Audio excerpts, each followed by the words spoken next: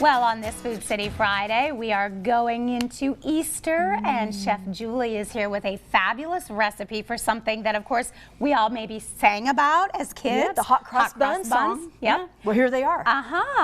And I'm learning so much about this. You really did your history. This is kind of your family roots. It is. I found out I'm mostly British, or well, almost half British, and we can trace one of my ancestors back to like Durham, England. So go figure, back in the early 1700s. So yeah, I think there's a reason I like these things. But they did start in England back in 1361. There was a monk in an abbey there, St. Albans, I believe, in England, and he made these around Easter and handed them out to the poor. So it started to become a thing, and over time they became more popular. In fact, Queen Elizabeth I said that no one could sell hot cross buns, no bakery, unless it was Good Friday or Christmas, or I think one or two other holidays. So most people just made them in their homes. So very special occasion. Yeah, but these are definitely British, and these are very authentic British hot cross buns. Mary Berry, the queen of British baking. This is her recipe for the most part. And I took Paul Hollywood's, I kind of put them together and came up with this. But the spices in it represent, you know, the spices that were used in Christ's burial. The cross obviously represents the cross, right? There's orange peel inside, which can kind of speak to the bitterness of what he endured.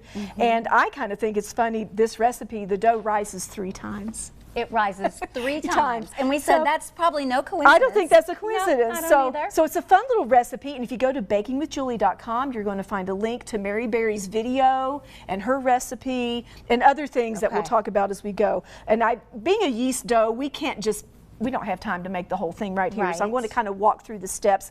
First, you start with really good bread flour. You don't want to use all-purpose or self-rising. It needs to be bread flour that has a good gluten content. You put that in your mixer bowl, and you put in some yeast. Obviously important, And I would say if you don't bake often, just get the little packets of yeast so they're good and fresh. If you bake a lot, you can get a bigger package, but otherwise do that.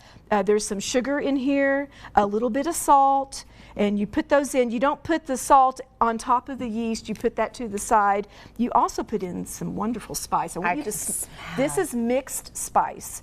And in Britain, I guess it's a thing, and it's really a mixture of about 6 or 7 different spices like cinnamon, allspice, cloves, nutmeg, ginger, mace, all comes together. Just take a smell of that. Oh my goodness, I can smell the cloves and the nutmeg. Yeah, so this is something I'm going to make this and use it myself because it's so good. It's not like apple pie spice or pumpkin pie spice. It's different. But it's really, really good. And you add some cinnamon. Doesn't seem like it's quite as sweet like a, but it's really, it's just all that together is it's really good. And again, got the little recipe on my website. You do a little melted butter and some warm milk. You mix it all up together and it becomes this wonderful dough.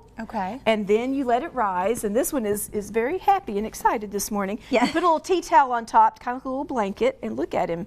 He is definitely, even since you've gotten here. I know. I told her, you know, that part of the skill of a baker is how to push the gas and the brakes on bread. So when you push the gas and you want to hurry it up, you put it in a warm place. If you need to slow it down, you put it in a cool. So I popped it in the fridge when I got here, but we'll just punch it back down. I love that. Isn't that a fun part? Doesn't that feel good? Yep. So this is rise number 1. And when we come back, we'll show you what you do next. So we've got rise 2 and then even a 3rd time. And even a 3rd time. Wow. And I cannot wait. These look beautiful. But and you were telling me the cross is actually its own. It's its own separate thing. It bakes in. And when you do the authentic kind, we'll show you that. We'll show you that. Quite the process, these hot cross buns that Julie is showing us, but as she mentioned, the entire recipe as well as some great videos and more photos, all on her website, bakingwithjulie.com. And of course, for more on all the products, you can check out the website foodcity.com.